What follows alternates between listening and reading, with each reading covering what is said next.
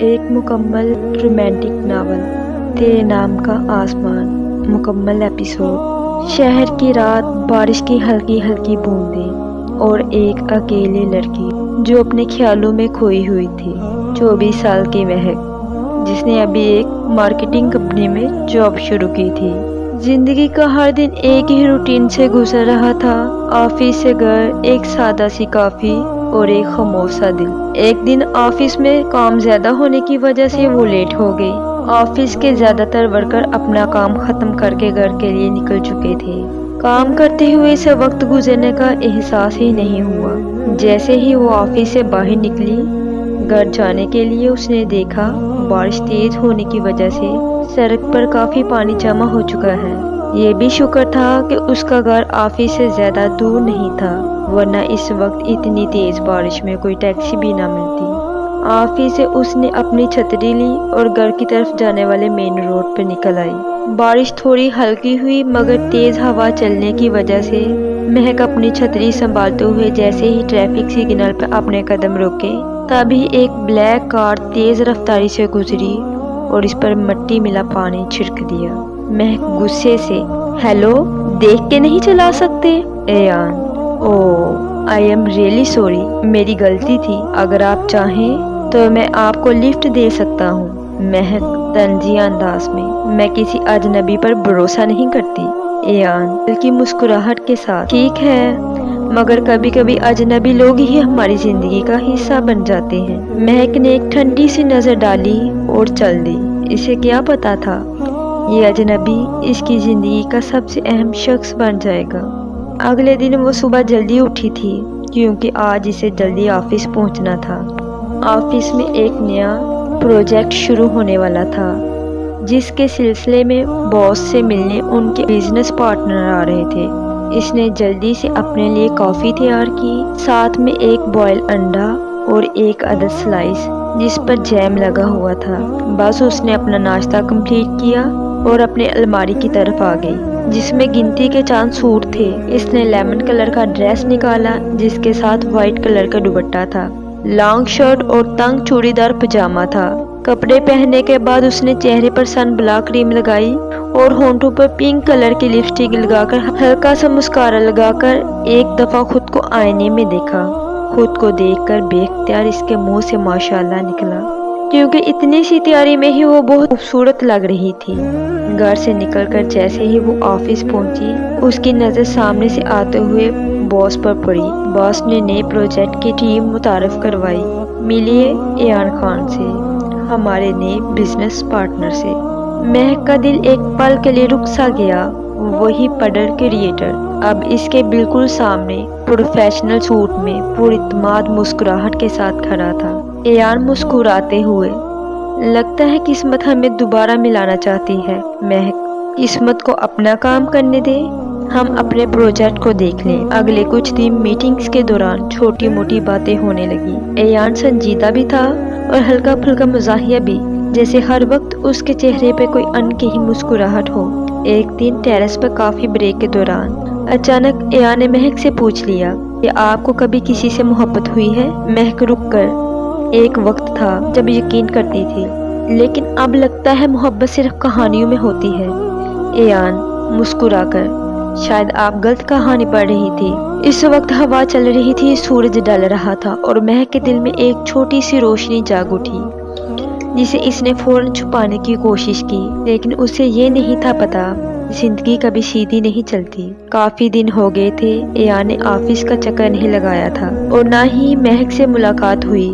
یہی سوچتے ہوئے شام کے وقت جب مہک آفس سے نکل رہی تھی، جیسے ہی مہک مین روڈ پر پہنچی، اس کی نظر روڈ کے دوسری طرف بنے کیفیٹیریا پر پڑی، جہاں ایان ایک لڑکی کے ساتھ بیٹھا تھا۔ لڑکی کی آنکھوں میں آنسو، ایان کا ہاتھ اس کے ہاتھ پر اور چہرے پر ہلکی سی مسکراہٹ۔ مہک نے جب یہ منظر اپنی آنکھوں سے دیکھا، اس کا مانو جیسے دل ٹوٹ گیا ہو۔ وہ پلٹ گئی بغیر ایان کی طرف دیکھے۔ گھر پہنچ کر اس نے سوچا میں ہی بیوقوف تھی جو اس کی باتوں میں آ گئی۔ وہ سیدھا اپنے کمرے میں جا کر بیڈ پر گر گئی۔ اس نے ڈریس چینج کرنے کی بھی زحمت نہ کی، بس ایک ہی سین اس کی آنکھوں کے سامنے چل رہا تھا کہ وہ لڑکی کون تھی، ایان کی کیا لگتی تھی۔ ایان اگر کسی اور میں انٹرسٹڈ تھا تو اس نے مجھے کیوں نہیں بتایا؟ اگلی صبح ایان کی کال آ گئی۔ مہک نے غصے سے اس کی کال کاٹ دی۔ جب ایان نے دیکھا مہک اس کی کال ریسیو نہیں کر رہی تو وہ سیدھا مہک کے آفس پہنچ گیا۔ ایان نے مہک سے بات کرنے کی کوشش کی لیکن مہک کچھ بھی سننے یا سمجھنے کے موڈ میں نہیں تھی۔ مہک نے سرد لہجے میں ایان سے کہا، برائے کرم ذاتی اور پیشہ ورانہ زندگی الگ رکھیے مسٹر خان۔ ایان نے کہا، مہک جو تم سوچ رہی ہو وہ سچ نہیں ہے۔ اور یہ کہہ کر ایان نے اس کی طرف دیکھا جیسے کہنا چاہتا ہو، مجھے صرف ایک موقع دو اپنی بات کہنے کا۔ بدگمانی کی وجہ سے مہک کے دل میں اب صرف سوال تھے، جواب نہیں۔ اگلی صبح مہک نے سوچ لیا تھا کہ اب وہ ایان سے دور ہی رہے گی۔ اسی میں بہتری ہے، مگر دل کے ایک کونے سے آواز آتی کہ ایک بار مجھے اس کی بات سن لینی چاہیے تھی۔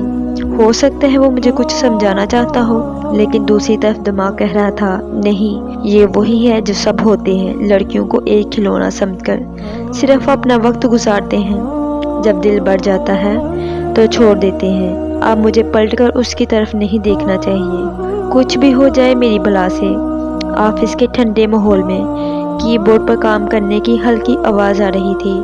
ورکر کام کے ساتھ ساتھ ایک دوسرے سے تھوڑی بہت بات چیت بھی کر رہی تھی۔ ایک بس وہی تھی جو خاموشی سے اپنا کام کر رہی تھی۔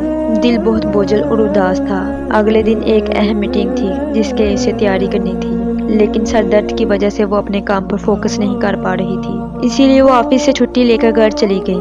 گھر جا کر وہ اپنے کمرے میں لیٹ گئی۔ وہ اس وقت مختلف سوچوں کے گرداب میں پھنسی تھی۔ سوچتے سوچتے کب وہ سو گئی اسے پتہ نہ چلا۔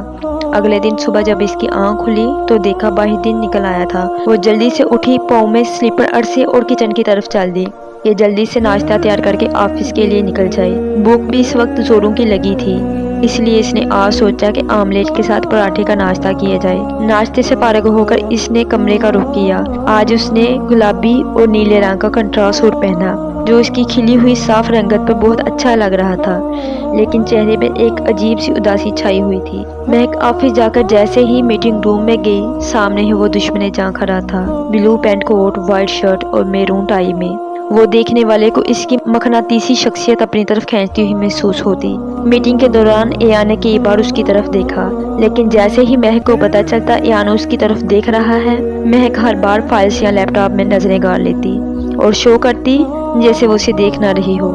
میٹنگ ختم ہوتے ہی ایان نے آواز دی، مہک پلیز ایک منٹ، ہمیں بات کرنی ہوگی۔ مہک نے سرد لہجہ میں کہا، میرا خیال ہے ہم نے یہ طے کر لیا تھا کہ ذاتی باتیں آفس میں نہیں ہوں گی۔ ایان گہری سانس لے کر، یہ ذاتی نہیں، بہت ضروری ہے۔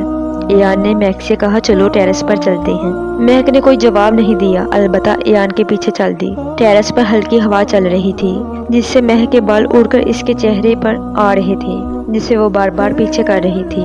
ایان نے پرشوق نظروں سے اس کی طرف دیکھا اور پھر بولا، اس دن جس لڑکی کو تم نے میرے ساتھ دیکھا وہ میری بہن ہے ہینا۔ وہ حال ہی میں ایک ناکام رشتے سے گزری ہے اور تم جانتی نہیں وہ کتنی حساس ہے۔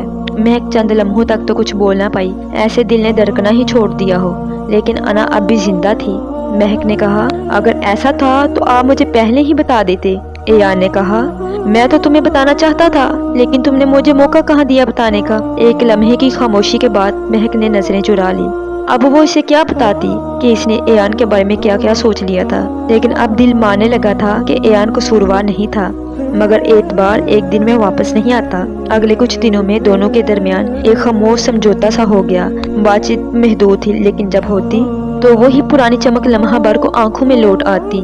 ایان بولا، مہک میں جانتا ہوں تمہیں مجھ پر یقین کرنے میں وقت لگے گا، لیکن میں یہ وقت دینے کو تیار ہوں۔ مہک ہلکی مسکراہٹ دبا کر بولی، دیکھتے ہیں مسٹر خان، دیکھتے ہیں۔